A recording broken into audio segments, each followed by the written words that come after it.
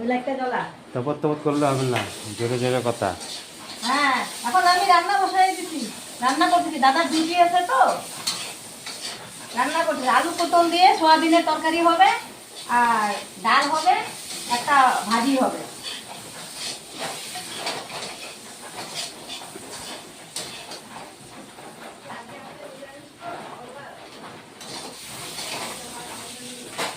আজকে মঙ্গলবার তো, মঙ্গল সাথে পূজা করি আমরা, ওই জন্য আজকে নিরামিষ খাই।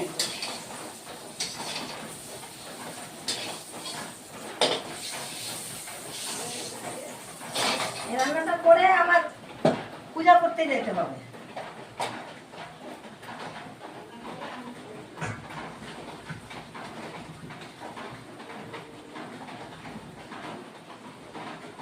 কি কালি হয়েছে।